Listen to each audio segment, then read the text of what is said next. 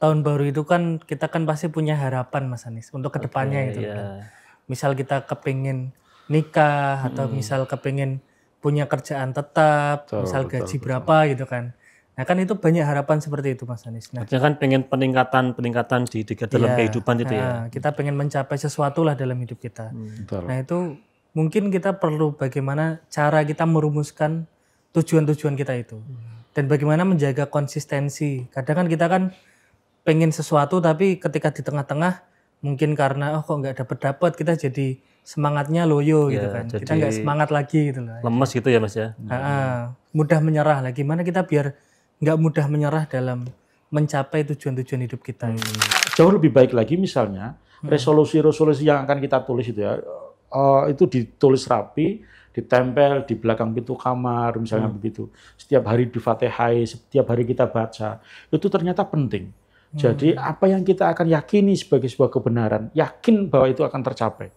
Maka semakin sering kita baca, semakin kita lihat, semakin kita doakan, kita Fatihai, itu semakin akan terwujud. Meskipun tidak pas 100%, ada namanya psikologi transpersonal. Jadi kira-kira begitu.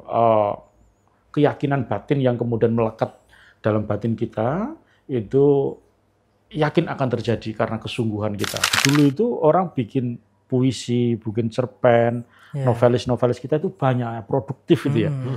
Dan akhirnya apa? Kata-katanya itu bisa menginspirasi, mengetuk hati orang-orang yang membacanya. Nah, kira-kira kalau hari ini kita diminta untuk bikin puisi, bisa 1 menit, 2 menit jadi lewat ChatGPT. Itu tapi apakah kemudian mereka berdampak pada orang lain, mengetuk hati orang lain? Saya pikir tidak sedalam itu karena memang perasaannya agak beda begitu. Nah, maka tadi yang disampaikan Mas Aldi, kita memang harus benar-benar bisa yakin, sabar dalam menjalankan keteguhan untuk mencapai cita-cita itu, bukan kemudian dengan jalan pintas kira-kira.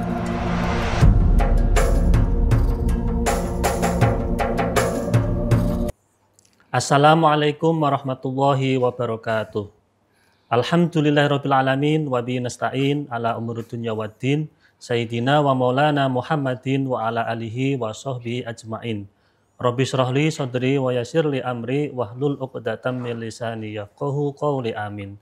Pemirsa Mbajati TV, para penonton, sahabat ngopi, dan pendengar Dais dimanapun Anda berada.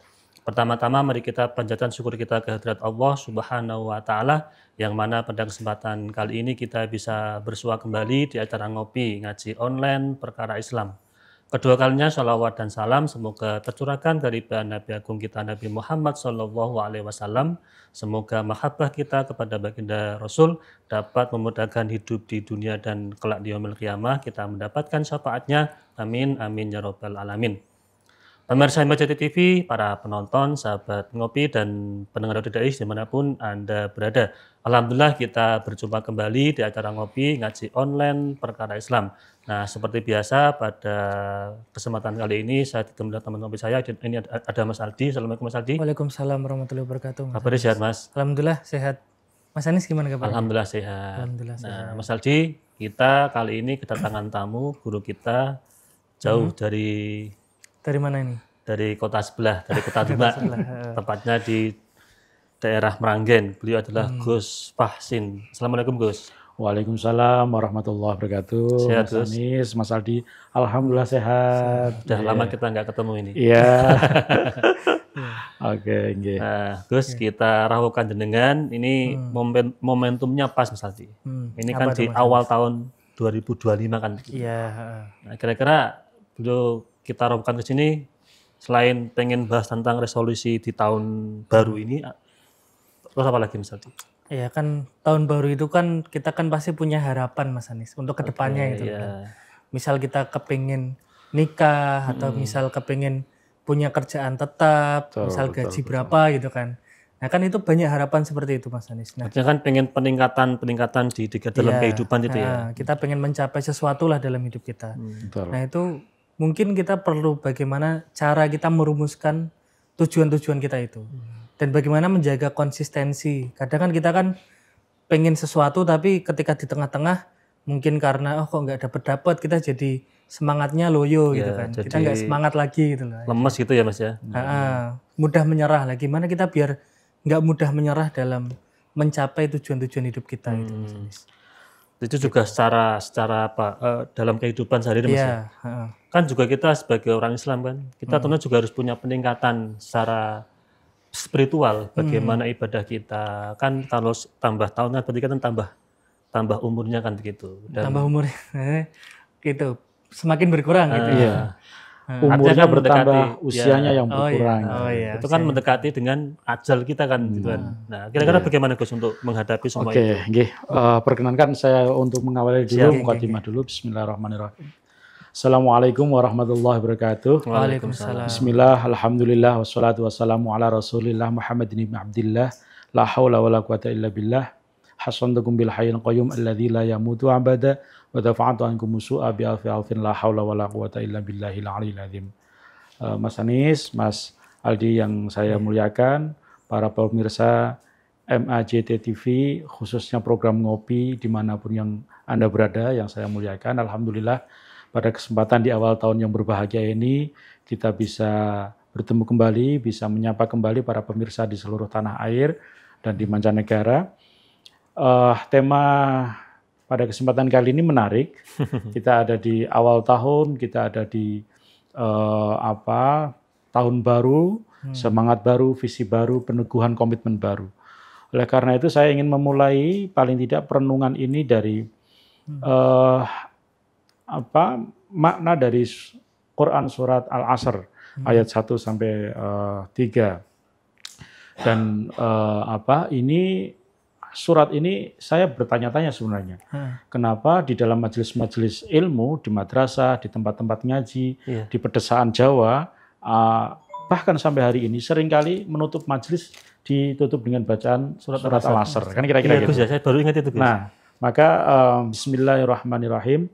Wal 'asr innal insana lafi khusrin illal ladzina amanu wa 'amilus solihati wa tawassaw bil haqq wa tawassaw bis sabr. Jadi kira-kira terjemahan bebasnya adalah demi masa, demi waktu. Dan pilihannya kenapa kemudian Allah menggunakan menggunakan kata asar gitu ya. Asar diidentikan dengan sore, menjelang maghrib. Beberapa keterangan menyebutkan bahwa pilihan kata asar ini karena mendekati maghrib. Itu menunjukkan bahwa memang jagat ini sudah sangat tua. Jagat ini sudah sangat sepuh, sudah sangat renta. Sehingga kemudian tinggal hurufnya saja, tinggal kiamatnya saja akan segera tiba.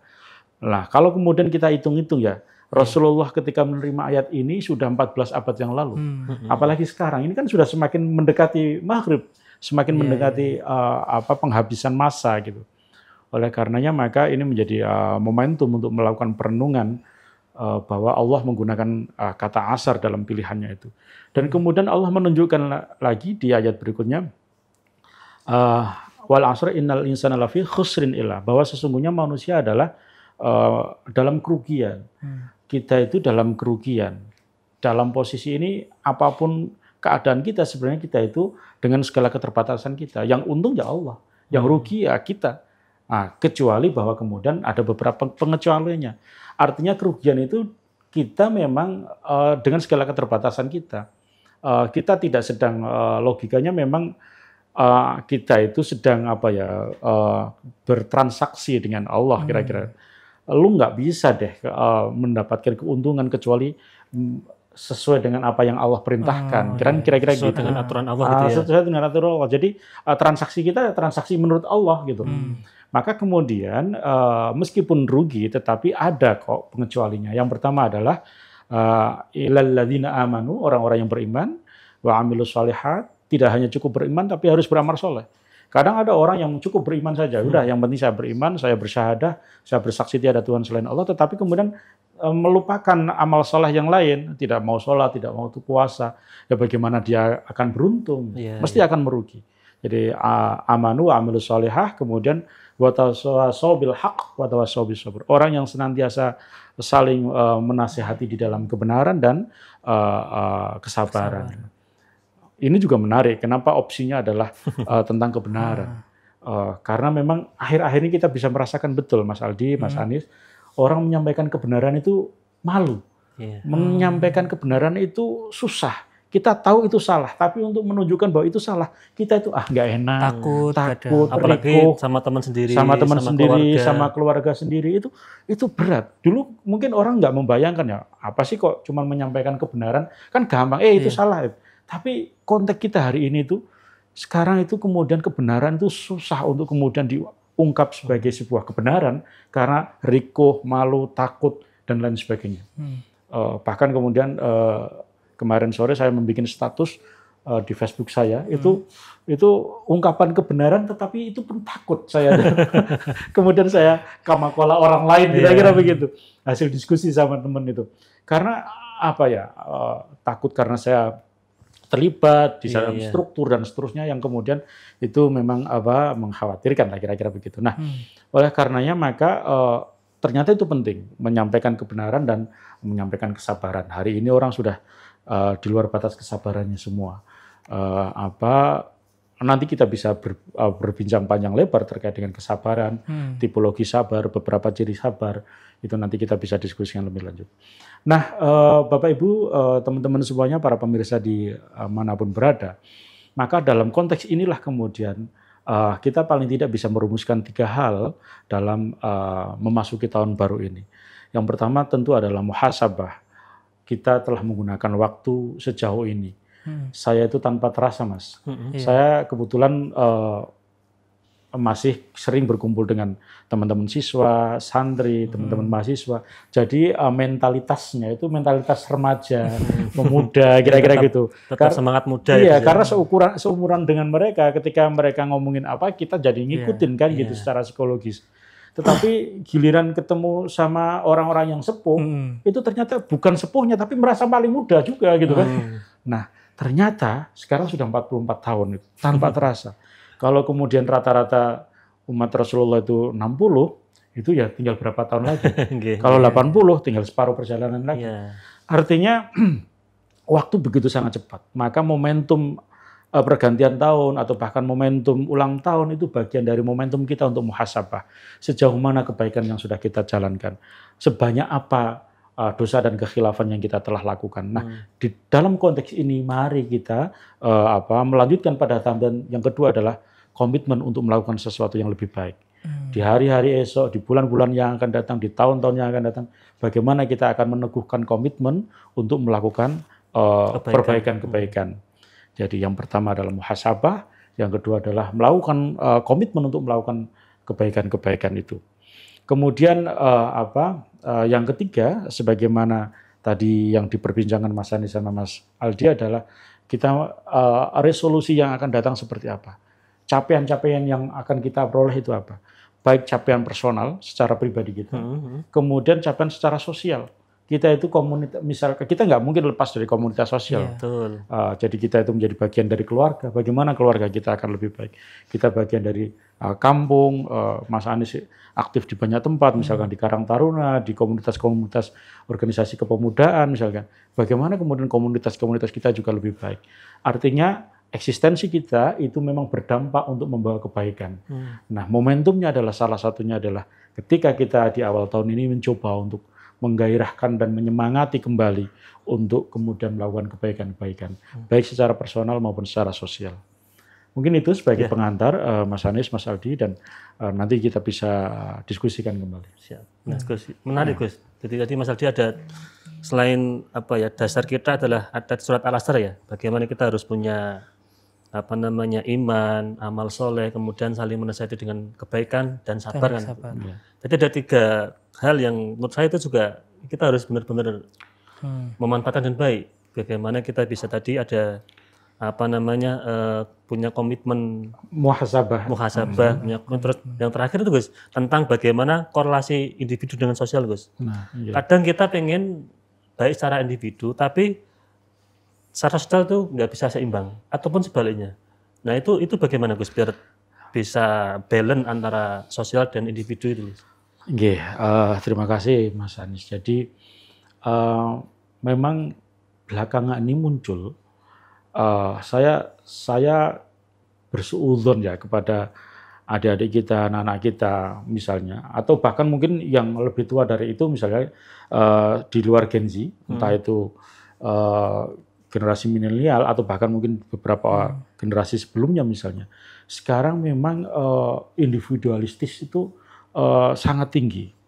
Adik-adik kita, anak-anak kita misalnya, itu ketika mungkin pulang sekolah atau liburan dari pesantren, itu mereka nyaman untuk tinggal di kamar dengan HP-nya, dengan gadgetnya misalnya. Orang tua berpikir, oh alhamdulillah anak saya nggak neko-neko, nggak keluar rumah, nggak tongkrong, nggak begitu. Tapi itu juga tidak bagus secara sosial gitu. Jadi bagaimana kemudian ketika mungkin pengalaman kita waktu masih sekolah atau di pesantren ya, ketika pulang itu justru memang memanfaatkan betul untuk keluarga, untuk komunitas keluarga. Kita bercerita tentang kawan-kawan kita, teman-teman kita kepada ibu, kepada bapak, kepada adik-adik kita gitu. Kemudian momen itu juga kita manfaatkan untuk kerjaan rumah bareng-bareng, berbagi peran kepada adik-adik, kepada kakak misalnya. Nah, itu nyaris sekarang itu tidak ada. Nah, yang ingin saya katakan bahwa sekarang itu memang orang itu kepingin baik secara personal, unggul secara personal, punya kualitas secara individu, secara personal. Sementara kemudian dampak sosial itu nyaris nggak ada gitu. Nah, ini yang kemudian perlu diwaspadai untuk diperkuat bahwa kita itu makhluk sosial, tidak makhluk personal gitu ya. Sehingga kemudian bagaimana kemudian nilai-nilai kebaikan yang mungkin ada dalam diri kita itu kita bisa tularkan kepada yang lain. Nah, cara memanfaatkannya memang mau atau tidak harus kita latih untuk berbaur dalam komunitas-komunitas sosial. Harus aktif berkegiatan, entah itu di remaja masjid, entah itu di Karang Taruna, entah itu di lembaga-lembaga organisasi kepemudaan, atau yang sekolah itu di OSIS atau di Rohis atau apapun bisa memanfaatkan di komunitas-komunitas ekstrakurikuler itu bagaimana kemudian dia itu bisa berinteraksi dengan orang lain. Khawatirnya kalau dia itu bagus secara individu tetapi tidak bagus secara sosial, dia hanya kalau dulu istilahnya itu ada di puncak menara gading. Dia itu hebat tapi di atas sendirian tanpa melihat realitas sosial di kanan kirinya. Nah, ini yang mengkhawatirkan dan tidak memiliki dampak apapun kepada masyarakat gitu. Artinya manfaatnya itu jadi kurang, Gus ya? Jadi kurang. Tapi kenapa, Gus? Manusia itu kok harus punya dampak untuk masyarakat? Maksudnya kita kan kalau mikirnya kan ya, wong aku mikir ke awakku dhewe sangel, ngapain mikirin orang lain gitu loh. Kan kita kadang punya pikiran seperti itu. Nah itu kenapa itu, alasannya kenapa, Gus? Jadi begini, kita itu ketika melakukan kebaikan kepada orang lain, dampaknya itu akan kepada kita. Kembali ke kita lagi. Yakinlah bahwa apa yang kita akan lakukan kepada orang lain itu akan berdampak positif kepada kita. Kita melakukan hal yang baik, kita memberi sesuatu yang baik, maka akan kembali kepada kita. Logika sederhananya begitu. Sehingga kemudian mental ini mesti harus ditanamkan. Jangan kemudian tidak mungkin kita akan bisa hebat kalau kita tidak bekerja sama. Gitu. Tidak mungkin kita akan menjadi baik kalau kita itu individualis. Maka semangat ini yang mesti harus terus ditanamkan kepada kita semuanya, kepada adik-adik kita, kepada Gen Z misalnya, supaya apa? Supaya kita itu memiliki etos kebersamaan yang baik dengan sosial dan lingkungan kita. Gitu. Berarti kita harus punya kemampuan komunikasi yang baik juga, Gus? Iya, komunikasi yang baik. Makanya kemudian kelas-kelas public speaking itu penting. Bagaimana kita berdialog di ruang publik atau berdialog secara personal kepada orang lain. Itu perlu. Kadang-kadang orang pintar, cerdas, tetapi ketika berkomunikasi, menyampaikan sesuatu itu sulit misalnya. Karena memang public speaking itu ya, Gus, yang saya pernah tahu itu ya, itu sebenarnya nggak cuman untuk pembicara, artinya nggak kayak misal jenengan sebagai penceramah atau kiai atau Mas Ani sebagai host gitu, tapi juga untuk kehidupan pekerjaan yang lain juga. Misal kayak atasan ngomong sama bawahan atau mungkin bawahan ngomong ke atasan, itu juga perlu adanya kemampuan komunikasi yang baik gitu loh, Mas. Betul. Masuk public speaking tadi. Itu termasuk bagian dari resolusi kita, Mas Aldi. Ya, ke depan biar kita itu juga artinya punya kontribusi terhadap dunia sosial dengan yang lebih luas kan itu lewat tadi Gus Fasin mengatakan harus pandai bergaul Gus ya. Betul. Karena kan sekarang kan orang itu sering selek atau mungkin berselisih itu kan karena kesalahan komunikasi juga kan Mas. Salah paham itu ya. Iya, salah paham. Kita nggak bisa memahami orang lain lah. Nah, gimana kita biar bisa memahami orang lain Gus? Maksudnya kan kita kan misal Mas Ani sama saya kan punya karakter yang beda nih. Betul. Ketika di pekerjaan atau apa kadang kan kita pasti ada nggak cocoknya. Ya gitu gimana biar kita bisa memahami orang yang mungkin karakternya beda dari kita gitu. Jadi memang seolah-olah kita ada di posisi beliau, posisi orang lain. Jadi ketika kita berkomunikasi maka seolah-olah kita mengerti apa yang terjadi. Jadi kita memposisikan diri sebagai beliau, sebagai lawan bicara kita. Ada menarik 3 hari yang lalu misalkan di WA Group misalnya, ada sebuah kegiatan, ada undangan resminya kira-kira begitu. Tiba-tiba ada salah satu anggota grup misalkan, saya tidak berangkat, saya ada acara di Jogja, saya ada acara apa ya, kayak gitu ada. Lah ini itu mungkin nggak salah, dia memberitahu mungkin nggak salah. Tetapi kemudian kata-katanya misalnya bandingkan dengan misalnya terima kasih atas undangannya, semoga acaranya lancar, akan tetapi mohon maaf saya sudah ada agenda yang lain. Itu akan agak beda, konotasinya agak beda. Ini bagian dari proses interaksi kita ya. Jadi penting saya pikir kita bisa memahami orang lain gitu. Jadi ketika kita memposisikan diri kita sebagaimana orang yang kita ajak bicara gitu. Sama orang sekarang itu sulit untuk mengucap terima kasih sama maaf gitu. Nah, itu yang sangat sulit tuh gitu. Saya itu kalau mungkin pengalaman sama Mas Anies Wiana itu ya, itu saya bisa berkali-kali dalam satu redaksi itu mohon maafnya itu 2-3 kali. Gitu. Ya karena itu memang ini penting Gus ya. Artinya bagaimana kita mengedepankan akhlak, sopan santun itu kan karena hari ini kadang juga gara-gara mungkin zaman semakin modern Mas Aldi, HP itu juga sudah mulai banyak hal yang bisa kita pelajari lewat HP. Kita jadi kayak meninggalkan norma-norma lokal wisdom kita kan gitu. Iya. Mungkin kembali lagi ke tujuan hidup nih Mas Gus. Bagaimana kita merumuskan tujuan ke depan ini ya? Namanya 1 tahun ke depan lah. Merumuskan tujuan dengan baik. Artinya gini, kadang kita merumuskan tujuan, tapi ternyata tujuan-tujuannya itu nggak baik gitu. Ya dasar-dasarnya sebenarnya kita untuk merumuskan tujuan ke depan itu apa Gus? Oke, jadi kita kan mesti akan melangkah kepada sesuatu yang positif. Betul. Kita memiliki harapan, cita-cita, tujuan itu pada sesuatu yang positif. Nah, bagaimana kemudian kita berkomitmen dengan tujuan itu? Nah, maka di dalam agama ada istilah ada istiqomah. Bahkan kemudian istiqomah itu khairum min alfi karomah. Istiqomah itu jauh lebih baik dibanding 1000 keramat itu. Artinya orang yang bisa istiqomah itu levelnya wali. Karena berat ya. Karena berat untuk mewujudkan komitmen itu sangat berat. Nah, maka Mas Aldi misalkan ada harapan apa kira-kira di tahun 2025? Ya bagaimana kita kemudian bisa komitmen untuk itu. Kita komitmen pada diri kita sendiri untuk bisa mewujudkan itu. Misalnya tahun depan tahun ini tahun 2025 kita ingin misalnya menulis artikel jurnal. Tahun ini minimal harus ada 3 artikel jurnal yang nembus di Scopus misalnya. Harus kemudian komitmen bagaimana dia mencapai itu. Kemudian atau misalkan Mas Anies pokoknya tahun ini bismillah 2025 mulai kehidupan baru dengan menikah misalnya. Amin. Maka ya ikhtiar gitu. Dalam konteks ini saya sering meskipun jodoh di tangan Allah gitu ya. Tetapi dulu itu ada Kiai Zainuddin MZ itu mencontohkan itu sangat menarik. Ya kalau kamu berpasrah diri hanya tunggu saja nanti jodohmu yang datang. Iya kalau yang datang nenek-nenek itu kan. Nah, makanya kemudian harus diikhtiar ya harus diupayakan gitu. Artinya meneguhkan pada capaian positif itu ya harus dengan keyakinan, kesungguhan dan istiqomah. Tanpa itu ya kemudian ya kita tiba-tiba kok sudah Desember lagi ya, sudah mau ganti lagi 2026 ya, nah repot lagi nanti gitu. Jadi mari kita bersama-sama bahwa Ini juga berlaku untuk saya sendiri. Saya banyak contoh yang bisa saya sebutkan betapa saya gagal untuk mewujudkan beberapa hal ya.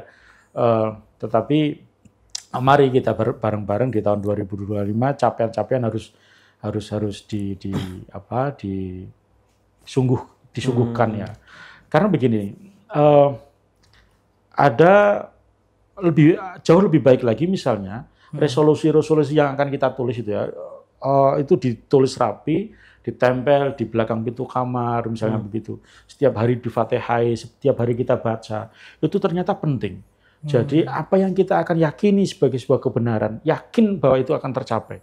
Maka semakin sering kita baca, semakin kita lihat, semakin kita doakan, kita Fatihai, itu semakin akan terwujud. Meskipun tidak pas 100%, ada namanya psikologi transpersonal. Jadi kira-kira begitu. Keyakinan batin yang kemudian melekat dalam batin kita, itu yakin akan terjadi karena kesungguhan kita. Nah, mungkin banyak tokoh-tokoh hebat memulai dari itu. Dia membayangkan sesuatu yang hebat dan kemudian bisa terjadi.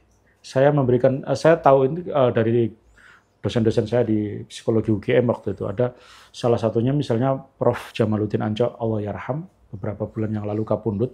Beliau bercerita ketika di pertemuan kelas itu, masa kecilnya itu selalu motongi gambar-gambar pesawat maskapai penerbangan seluruh dunia.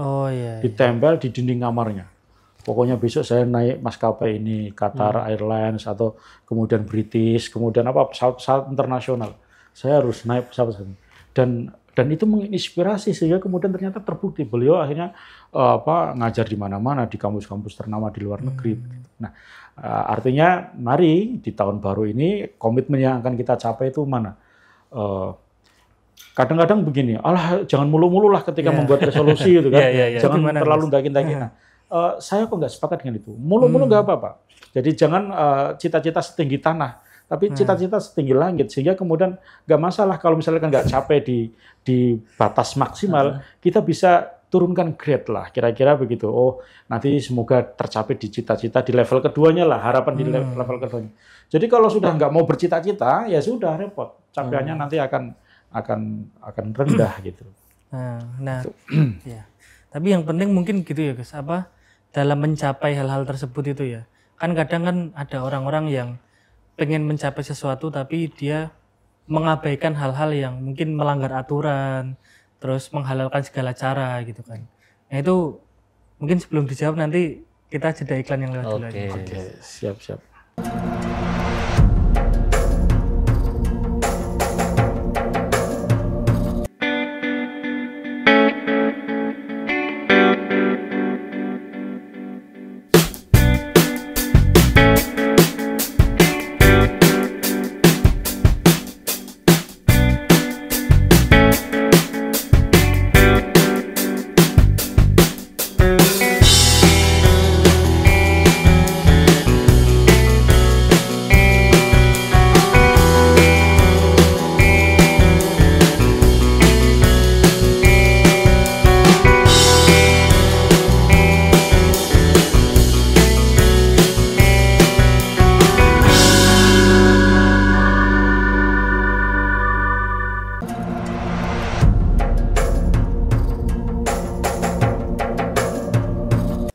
Pemirsa MCT TV, para penonton, sahabat ngopi, dan pendengar DDI dimanapun Anda berada, kita kembali lagi di acara ngopi ngaji online perkara Islam. Ini bersama Gus Pasin dan Mas Aldi. Gus menarik tadi bahas tentang resolusi di tahun baru, terutama di tahun 2025 ini. Nah, tadi dengan menjelaskan tentang komitmen. Kita harus punya komitmen untuk mencapai tujuan, untuk mencapai sesuatu yang kita idam-idamkan, kita catakan. Tapi kan juga pasti ada halangan, rintangan, ada ujian. Nah, biar bisa kita tercapai, itu bagaimana? Oke, terima kasih Mas Anies, Mas Aldi, dan seluruh para pemirsa MAJT TV yang dirahmati Allah. Jadi setiap kali kita melakukan kebaikan, mesti akan ada ujian. Jadi ada godaannya, ada rintangannya, ada halangannya. Nah, oleh karena itu maka komitmen untuk menuju kebaikan itu yang mesti memang harus sungguh-sungguh. Karena memang harus melewati ujian. kalau nggak melewati ujian ya apa yang dihasilkan mesti apa ya tidak akan maksimal. Tidak lolos ya, Tidak lolos lah Iya. kira-kira begitu. Oleh karenanya saya ingin menyampaikan sebuah kisah yang mungkin ini sudah masyhur di kalangan kita terkait dengan salah satu sahabat baginda Rasulullah Muhammad SAW, yaitu sahabat Abdullah bin Umi Maktum ya. Beliau sudah sepuh, sudah renta dan mohon maaf beliau tidak bisa melihat. Nah, kemudian suatu saat beliau matur kepada Rasulullah, ya Rasul, saya ini sudah tua, saya tidak bisa melihat. Bagaimana kalau misalkan saya tidak berjamaah di masjid? Kemudian Rasulullah menjawab, wahai Abdullah bin Umi Maktum, apakah kamu mendengar suara adzan dari rumahmu? Dengar ya Rasul. Maka selama engkau mendengar suara adzan, maka wajib bagi kamu untuk datang ke masjid. Maka kemudian beliau dengan sungguh-sungguh akhirnya melaksanakan ibadah sholat berjamaah di masjid. Suatu saat kemudian beliau itu jatuh ketika mau berangkat ke masjid itu tersandung dan jatuh.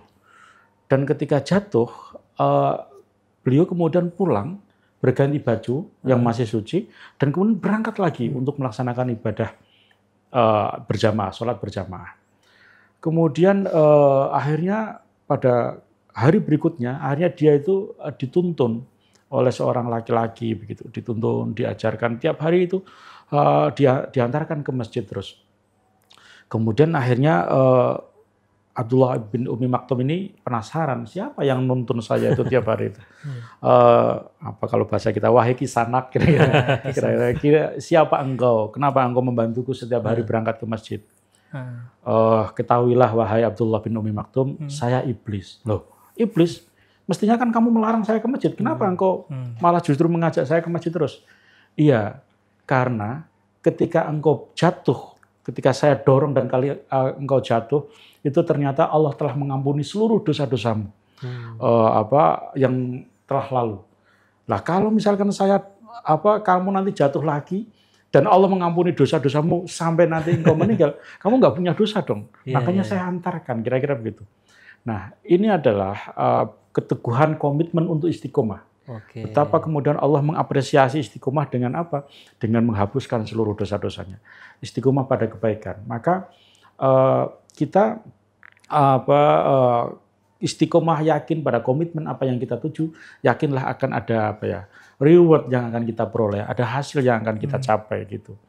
Jadi tergantung bagaimana kemudian kita konsisten. Semula memang berat, tetapi kalau sudah terus-menerus itu akan sustainable. Jadi kebiasaan. Dalam bahasa psikologi itu automatically.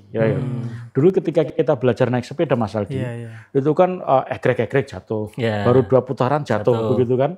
Nah, tapi kalau sudah jalan itu ya muter sendiri, roda itu nggak dijagangi, nggak dipegang, itu jalan lancar. Malah kalau sudah pinter itu malah tangannya nggak pegang. Iya, malah lepas tang. Mas Adi itu lepas tang gitu kan.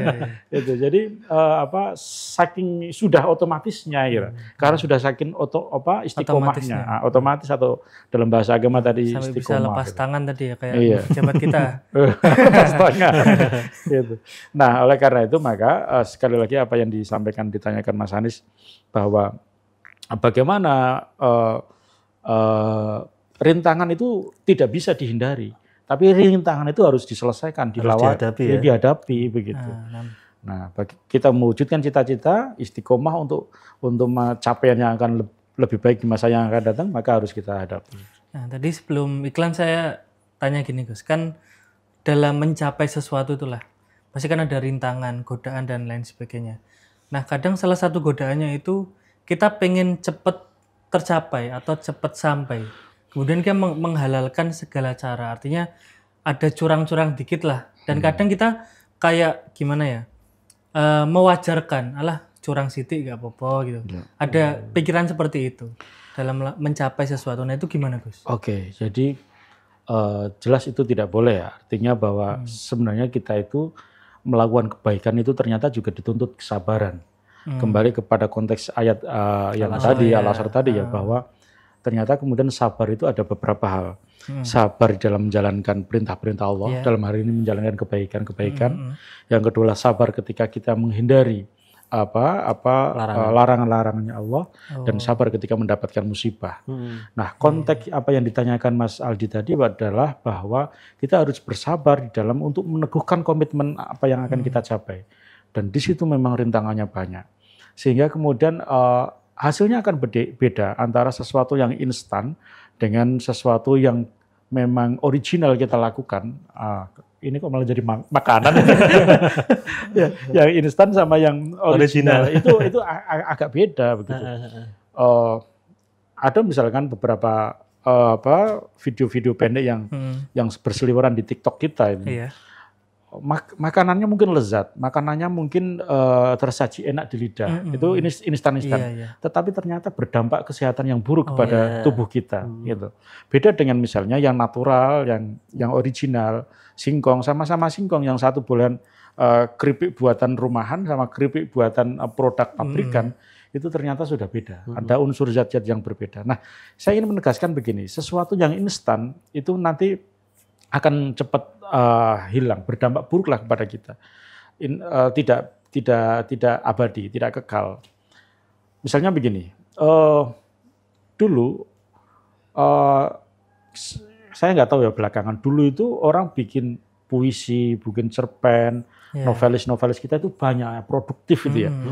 Dan akhirnya apa? Kata-katanya itu bisa menginspirasi, mengetuk hati orang-orang yang membacanya. Nah, kira-kira kalau hari ini kita diminta untuk bikin puisi, bisa 1 menit, 2 menit jadi lewat ChatGPT. Tetapi apakah kemudian mereka berdampak pada orang lain, mengetuk hati orang lain? Saya pikir tidak sedalam itu, karena memang perasaannya agak beda begitu. Nah, maka tadi yang disampaikan Mas Aldi, kita memang harus benar-benar bisa yakin, sabar dalam menjalankan keteguhan untuk mencapai cita-cita itu, bukan kemudian dengan jalan pintas, kira-kira. Termasuk gini saja, kita melakukan sesuatu dengan totalitas. Artinya begini, kadang ada orang kerja Mas Aldi, itu ya kerja saja, tapi pikiran dan hatinya tuh nggak bekerja. Nah, gimana dong? Misalkan contoh kerja di Semarang kan gitu kan ya. Iya. Tapi pikiran dan hatinya itu tuh nggak merasa semangat, nggak ada semangatnya. Yang penting pokoknya ya apa tugasnya diselesaikan, tapi nggak sepenuh hati gitu loh bisa. Betul. Mungkin sekadarnya penting barlah kerjaan gitu. Saya banyak belajar dengan orang-orang sepuh di sekitar kita ya. Dulu kenapa sih orang itu bisa komitmen dengan pekerjaannya itu bisa bertahun-tahun, belasan dan puluhan tahun. Hanya untuk misalkan mohon maaf jualan kerupuk, jualan gedok di pasar Johar misalnya. Itu bisa bertahun-tahun sampai anaknya sepuh gitu. Sementara putra-putrinya atau cucu-cucunya generasi setelah beliau-beliau itu kemudian sudah S1, pekerjaan ini nggak cocok, pindah ke pekerjaan yang lain, cepat bosan gitu. Jadi kemudian ketika dia bekerja hanya menjalankan rutinitas bahwa dia bekerja, tetapi pikirannya tidak di situ misalnya begitu. Nah ini yang agak berbeda. Persoalan hasil bisa menjadi perdebatan ya, karena anak-anak Gen Z itu kan pinginnya kerja 1 hari, jalan-jalan 6 hari. Nah, kalau orang-orang generasi dulu kan kerjanya 6 hari, jalan-jalannya sehari, kan kira-kira itu. Tetapi komitmen kepada pekerjaan itu memang bisa dikatakan rendah lah hari ini kira-kira gitu. Nah, maka kemudian solusinya adalah bagaimana kemudian kita bisa melatih diri fokus kepada apa yang kita minati. Kita itu melakukan pekerjaan kalau apa yang kita suka itu nyaman, Mas. Iya. Itu penting. Kadang-kadang sekarang cepet bosan. Nah, kadang-kadang karena pengen hasil, ukurannya materi, maka dia nggak menikmati, prosesnya nggak dinikmati. Coba kalau kemudian hasilnya nanti dulu deh. Yang penting saya punya pengalaman, bekal ilmu, bekal belajar. Nah, lama-lama nyaman dan itu memang nggak tahu faktor apa itu kira-kira yang bisa berubah paradigma itu. Memang anak-anak sekarang itu ya tak perhatian kayak gitu kok. Jadi mungkin kalau ada orang yang kerja kok di situ-situ terus itu kayak apa ya, pikirannya tuh masa kerja gitu terus nggak meningkat gitu.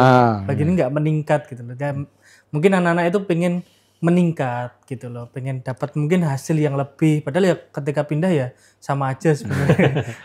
Atau ini kan Gus, kadang juga artinya karena memang tadi pengen punya peningkatan secara kualitas hidup kan, pengen cari pengalaman yang baru. Padahal pengalamannya lebih baik dari pengalaman yang lama. Kan itu artinya spekulasi kan kadang meleset Gus itu. Itu mudah bosen sih sebenarnya gitu Mas. Jadi memang sering kali beberapa anak-anak yang datang, anak siswa maupun santri yang datang itu, ayolah kita belajar komitmen dengan pekerjaan yang lama itu. Belum tentu di pekerjaan yang baru itu bisa lebih bagus. Atau bahkan belum tentu sampean keluar dari pekerjaan yang lama langsung mendapatkan pekerjaan yang baru. Makanya lagi-lagi di TikTok ini ya, itu ada misalkan penggambaran orang, wah senang sekali mau melepas kepenatan pekerjaan, wah resign. Tapi ketika keluar kantor ternyata orang ngantri untuk merebutkan pekerjaannya itu banyak sekali gitu. Nah, makanya ayo kita bersyukur bahwa apa yang sudah kita capai ini mesti kita syukuri. Adapun kemudian peningkatan kualitas hasil itu nanti seiring dengan komitmen kita pada apa yang kita yakini sebagai sebuah kebenaran itu. Kalau saya mungkin peningkatan kualitas hasil itu harusnya kita juga penting untuk meningkatkan kualitas diri gitu loh. Betul. Kadang kita yang lupakan itu, kita baru bekerja 1 tahun sudah merasa berpengalaman gitu kan. Ya masuk 1 tahun untuk berpengalaman gitu loh kan. Ada yang sudah bekerja 5 tahun, 10 tahun itu mungkin baru bisa disebut pengalaman gitu. Pengalaman itu kan mungkin sesuatu yang bisa kita bagikan untuk orang lain gitu loh. Jadi orang lain bisa belajar dari apa yang kita punya gitu loh. Kita belum bisa memberi itu masa sudah dibilang pengalaman gitu. Gini Gus. Oke, sekedap boleh diminum? Oke, Gus ya. Sampai lupa minum Gus ya. Ini acara ngopi ini. Alhamdulillah. Nah Gus, ini kadang saya juga berpikir gini Gus. Kita punya harapan, tapi juga ada yang menasihati. Kalau berharap juga tidak usah tinggi-tinggi. Kamu harus ingat jangan terlalu berharap gitu ya. Jangan terlalu berharap kan gitu. Takutnya kecewa. Satu terus Gus. Yang kedua gini Gus. Ada kaidah di agama kita itu bahwa Allah itu menguji hambanya itu sesuai dengan kadar kemampuannya. Nah itu bagaimana Gus korelasi dengan itu? Oke, jadi memang kita menetapkan target itu memang realistis. Iya. Bolehlah kemudian saya tadi membahasakan setinggi langit, tapi kira-kira alat ukurnya ada nggak? Jangan-jangan kita tinggi tetapi nggak punya alat ukur untuk mencapai capaian itu. Kadar kemampuan kita nggak ada, ya sudah kita omong kosong gitu. Tetapi itu begini, itu akan lebih baik punya harapan, punya impian, punya cita-cita, punya impian dibanding yang enggak sama sekali. Maksud saya begitu tadi. Sepakat. Oleh karenanya itu, maka kemudian penegasannya adalah bahwa yuk mari kita mencapai capaian apa yang kita harapkan dan cita-citakan itu sesuai dengan kadar kemampuan kita. Kalau kita mencapai, misalkan begini, kita itu mau berjalan dari Semarang ke Jakarta, kira-kira membutuhkan bensin berapa liter kira-kira gitu, sangunya berapa, cukup atau tidak, uang untuk ngisi tol misalnya cukup enggak gitu. Jadi jangan kemudian kita bonek, artinya bahwa nanti tergantung bagaimana nanti deh gitu kan. Jadi gini Gus ya, antara misalkan saya ke Jakarta, saya tuh kemampuannya naik bis, jangan berharap naik pesawatan begitu. Nah, kira-kira juga contoh yang lebih sederhananya begitu. Jadi kalau memang kemampuannya bis ya kita naik bis, jangan pesawat. Kita bisa naik pesawat dapat tiket dari mana? Itu kan dipukuli satpam di bandara nanti kita kan gitu. Jadi, nah lagi-lagi saya terinspirasi apa yang disampaikan Kiai Zainuddin Amjad ya. Jadi bukan entar bagaimana, tapi bagaimana ntar itu harus disiapkan. Nanti bagaimana nanti, bukan bagaimana nanti, mohon maaf, tapi nanti bagaimana itu harus dibuat. Nanti bagaimana ya? Itu sebagai bagian dari alat ukur kita. Tapi seringkali kita juga menjumpai bagaimana nanti saja deh. Nah itu yang bonek tadi, tidak mencapai, tidak memiliki alat ukur yang jelas, kemudian asal berangkat saja gitu. Iya. Karena kadang kan kita menetapkan sesuatu ya, capaian atau cita-cita itu mungkin sama kadar kemampuan kita itu masih jauh gitu loh Gus. Misal kok saya pengen tiba-tiba jadi presiden nih tahun ini, kan nggak mungkin gitu loh. Secara kadar kemampuan saya kan nggak mungkin. Nah mungkin seperti itu ya guys. Kalau presiden RT bisa tuh. Ketua RT gitu ya. Kalau Mas Anies apa nih resolusinya tahun ini? Ya yang penting ngopi tetap jalan dah. Ya, ini juga termasuk amin. konsisten, komitmen gitu kan dari Mas Anies kan kayak luar gitu. biasa. Ini ngopi Iya. bisa sampai ke edisi tadi lupa disebutin Mas Anies Dua- yang 207. 207. Ini Ya. luar biasa. Ini membutuhkan komitmen dan loyalitas yang luar biasa. Ini udah istiqomah, udah kayak 1000 karamah Mas Anies. Ya. Kan kaya itu belum ya. Nah Gus, ada kaidah terutama di kalangan kita orang NU itu kan melanjutkan hal baik yang memang perlu dilanjutkan, kemudian memperbarui hal yang memang itu baik untuk kita, itu bagaimana Gus? Oke ya, jadi ada kaidah al-muhafadzatu 'alal qadimi shalih wal akhdhu bil jadidil aslah. Mempertahankan sesuatu yang baik dan mengambil sesuatu yang jauh lebih baik. Itu begitu. Maka kemudian apa yang sudah kita lewati tahun 2023, 2024, yang baik-baik mari kita teruskan. Oke. Sesuatu yang baik, cita-cita yang baik, mari kita lakukan. Tetapi tahun 2025 ini nanti ada sesuatu yang baik yang belum kita capai, mari kita akan lakukan. Jadi komitmennya begitu. Al-muhafadzatu 'alal qadimi shalih wal akhdhu bil jadidil aslah. Jadi bukan seperti kiai-kiai guyonannya kiai-kiai kita kan, berangkat ke masjid pakai sandal jepit biasa gitu kan, gitu.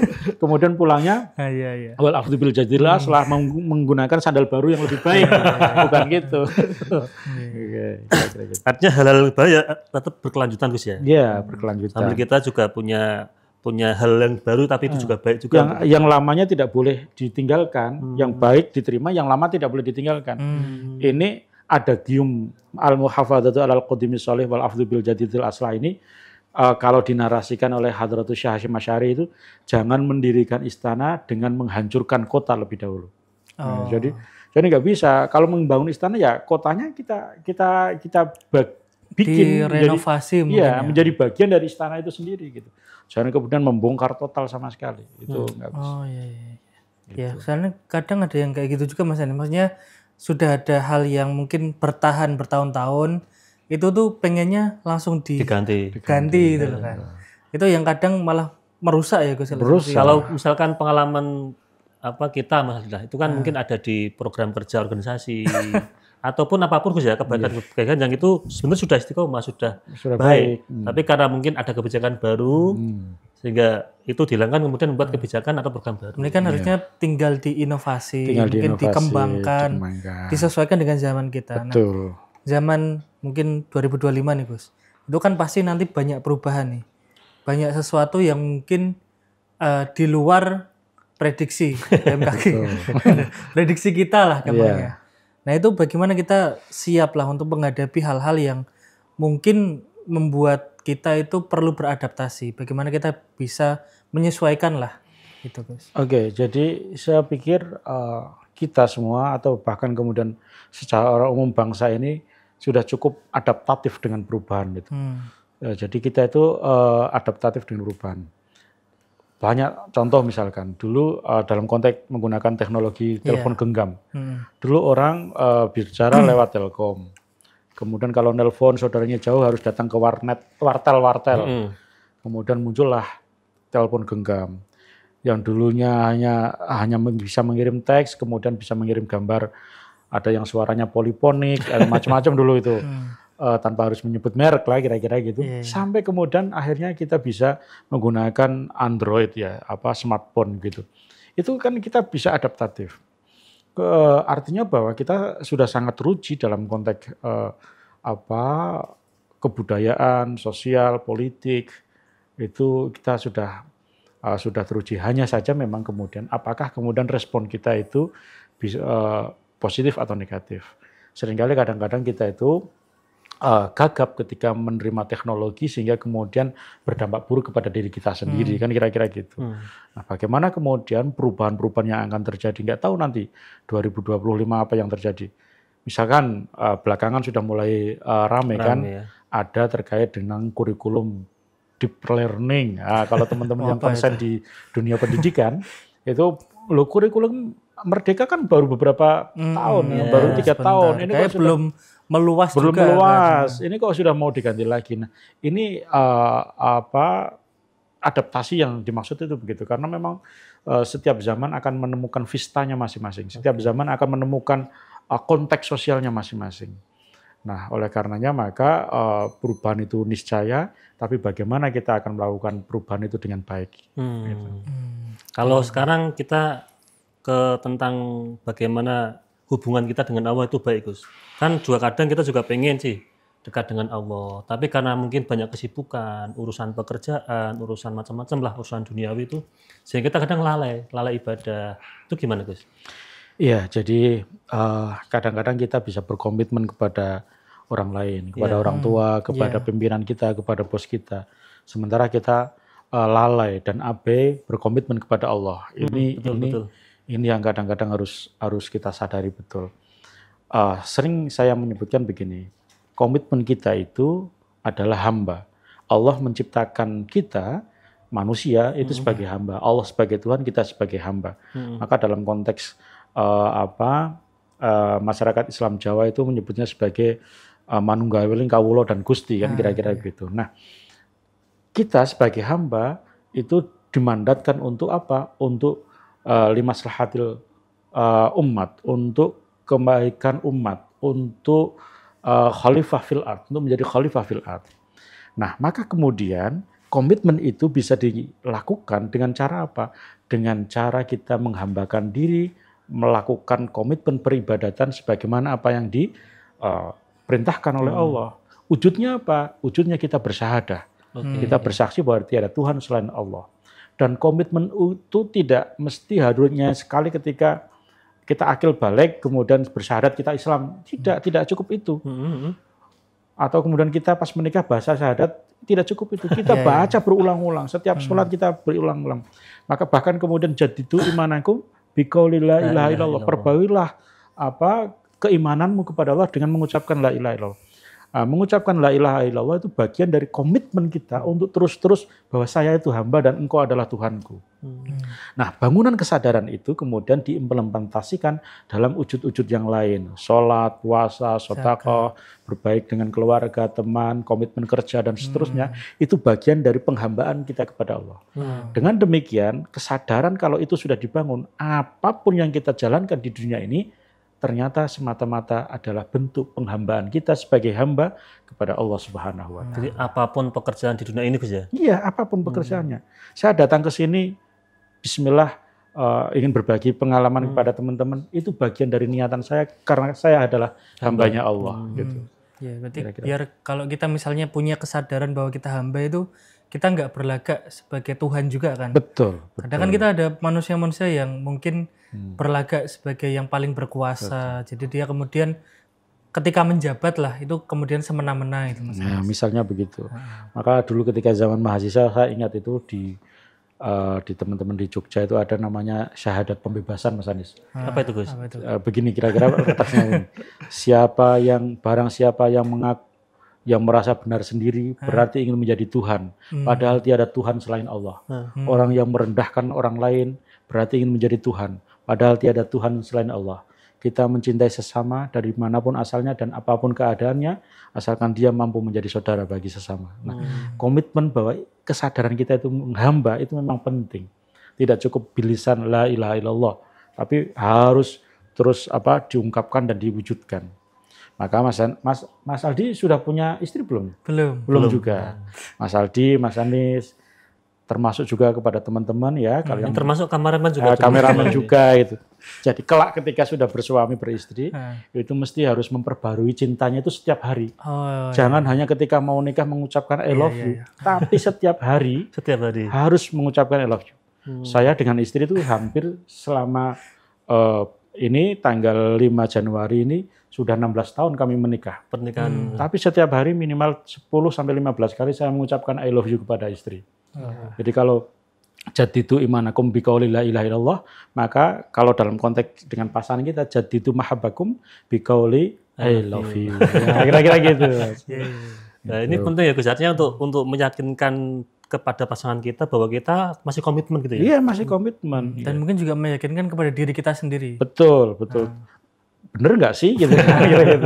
Nah, baru kemudian implementasi dari I love you itu bisa memberikan bikin masakan, bantu nyuci atau apalah kira-kira memberikan hadiah dan seterusnya. Makanya kalau di Islam itu ada istilah ibadah mahdhah, ghairu mahdhah itu ya. Ya, Untuk bagaimana kita bisa mengabdi kepada Allah. betul.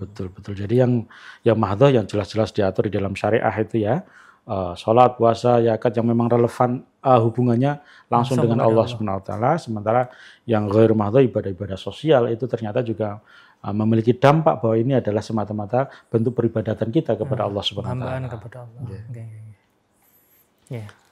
Terus ini Mas Ada lagi, Aldi, Mas Anis? tentang tadi kan disinggung ya bahwa orang menikah itu harus begini kan gitu kan. Nah, mungkin biar komitmen itu kelihatan jelas dan bisa terrealisasi di tahun ini itu bagaimana, Gus?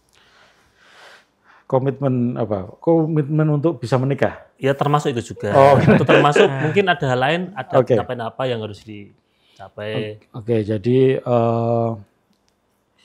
kalau misalkan tadi yang ditanyakan untuk bisa dicapai di tahun ini kira-kira dalam konteks berkeluarga karena kebetulan Mas Hanis dan Mas Aldi belum ya atau teman-teman yang belum ya ayo bismillah kita ikhtiari. Banyak kok usahanya, banyak ikhtiarnya, tentunya juga dengan batas-batas norma-norma keislaman kita tuh. Saya seringkali menemukan beberapa hal yang mungkin dianggap wajar tetapi itu tidak relevan dalam konteks kita beragama ya. Jadi di dalam agama itu kan ada khitbah. Jadi khitbah. Setelah khitbah itu kemudian menikah gitu. Tidak ada kemudian pacaran. Kalau dalam tradisi kita kemudian di Jawa ada ketok pintu dulu, kemudian tukon tresno, kemudian baru lamaran, dan kemudian baru menikah. Bahkan kemudian yang sekarang menjadi tren itu apa itu? Kalau lamaran itu apa istilahnya bahasa Inggrisnya itu? Happy engagement itu apa itu? Itu kemudian ada tukar cincin. Itu tidak ada dalam tradisi kita. Jadi tukar cincin tidak ada ya? Tidak ada. Cincin itu mas kawin dan mas kawin itu diberikan pada saat akad nikah. Dan cincin itu bukan prasyarat utama. Wujud dari mas kawin atau mahar itu bisa macam-macam. Bisa berupa benda, bisa berupa perbuatan. Atau mungkin ini Gus, itu untuk kalau bahasa Jawa itu untuk nalaini itu. Nah, kalaupun kemudian nalaini, yang kemudian menjadi tidak menarik adalah ketika kemudian itu dari keluarga besar, putra maupun putri, bertemu, kemudian calon pengantin dipertemukan, meskipun nikahnya masih beberapa bulan lagi, ini kok seolah-olah dianggap sudah sah, kira-kira gitu. Ya. Ini yang kemudian harus direm ya, tradisi ini harus direm. Kalau yang bagus bagaimana? Seperti jadi guru-guru madrasah kita dulu menjelaskan begini. Jadi khitbah itu atau dalam mungkin bahasa kita lamaran itu yang datang adalah pihak keluarga laki-laki dan tidak harus banyak. Tujuannya apa? Tujuannya untuk memastikan bahwa perempuannya itu adalah benar-benar perempuan. Jadi yang boleh dilihat itu dari pihak laki-laki pun yang diminta untuk ngecek ya harus perempuan. Wajahnya, tangannya, ya itu untuk meyakinkan ini perempuan baik, solehah, nasabnya bagus. Kalau kemudian standarnya Rasulullah ya, nasabnya bagus, keturunannya bagus, orang kaya, alim, agamanya baik. Nah itu sebenarnya untuk meyakinkan itu maka nanti kemudian dilaporkan ke pihak laki-laki. Nak cocok insya Allah calonmu itu bagus. Maka ya sudah, kemudian tentukan tanggalnya dan menikah gitu. Nah sekarang kan enggak, jadi seolah-olah itu menjadi budaya, kemudian tukar cincin, kemudian dianggap, mohon maaf setelah lamaran boleh diajak kemana-mana. Nah ini yang kurang pas di dalam tradisi kita hari ini. Kan juga itu kalau misalkan tadi ada proses lamaran kayak seolah-olah itu sudah sah, itu kan juga menghabiskan dana yang lumayan banyak. Iya, saya juga heran itu kok ada bunga-bunga, ada apa dalam bahasa Jawa, dekor atau pade-pade dalam bahasa Jawa itu kok sudah seperti menikah gitu. Jadi saya sempat nanya, kamu udah nikah ya kemarin? Belum ya, itu kemarin ini baru lamaran. Lamaran kok sudah semeriah itu gitu. Itu ya kalau saya sih kayaknya sulit, maksudnya kan menghabiskan dana banyak. Iya, insya Allah lah, semoga nanti pada gilirannya Mas Anis, Mas Aldi akan mendapatkan jodoh yang istimewa di hadapan Allah SWT. Dengan standarnya tadi 4 ya. Ya, saya ada standar yang lain tapi agak bagus kalau saya harus sampaikan. Kalau saya gitu. standarnya yang mau aja lah. Gus. Oh, jangan begitu lah. Kan gini Mas Adi, kenapa saya tanyakan? Karena banyak teman-teman yang masih muda itu yang kadang juga bingung soal itu. Makanya ini termasuk bagian dari resolusi itu. Karena ya termasuk bagian dari kita ibadah sepanjang masa kan nikah Gus ya? Iya, betul. Jadi saya malah mendapatkan dari inspirasi dari istri saya. Ibadah yang paling lama itu adalah menikah. Kalau sholat itu dari takbiratul ihram sampai salam. Kalau haji itu mulai niat haji sampai kemudian tahallul selesai gitu. Tetapi kalau menikah itu ketika kita sudah mengucapkan ikrar ankahtuka wa zawajtuka mahbubataka misalkan begitu sampai nanti kita berpisah pecating nyawa kira-kira bahasa Jawanya itu kita dalam kondisi beribadah kepada Allah Subhanahu wa taala. Maka kalau mau beribadah ya cari mitra yang strategis untuk menambah kebaikan-kebaikan. Termasuk juga menyempurnakan agama Gus ya. Betul, menyempurnakan agama. Iya Mas Anies. Itu Mas Aldi. Ya, udah sama-sama paham lah ini. Oke, insya Allah lah ini para pemirsa yang dirahmati Allah SWT. Nanti ini saya sekarang closing. Ya, monggo Gus. Jadi Bapak Ibu, para pemirsa MAJT TV yang dirahmati Allah, maka harapannya di tahun baru ini, tahun 2025, ada semangat baru, ada visi baru, ada keteguhan komitmen baru untuk menambah-nambah kebaikan. Karena tahun depan itu mesti harus lebih baik dari apa yang sudah kita lewati dari tahun lalu. Jangan sampai sama dari tahun yang lalu, apalagi menjadi semakin terpuruk dari tahun-tahun sebelumnya. Maka semoga Allah merahmati kita semuanya, dan kita semuanya mendapatkan bimbingan dan hidayah, menapaki tahun baru dengan semangat baru, visi baru, komitmen baru, untuk menambah-nambah kebaikan di hadapan Allah Subhanahu wa taala. Demikian, kurang lebihnya mohon maaf. Wallahul muwaffiq ila aqwamit thoriq. Assalamualaikum warahmatullahi wabarakatuh. Waalaikumsalam warahmatullahi wabarakatuh. Matur suwun Gus sudah lalu dan berikan ilmu kepada semua. Mas Aldi ada tambahan? Cukup Mas Anies. Cukup ya. Oke, pemirsa MAJT TV, para penonton, sahabat ngopi dan pendengar DDIS dimanapun Anda berada. Demikian ngopi pada episode kali ini di 207. Saya selaku host, apabila banyak salah, banyak khilaf, mohon maaf yang sebesar-besarnya. Akhirul kalam, wallahul muwaffiq ila aqwamit thoriq. Assalamualaikum warahmatullahi wabarakatuh.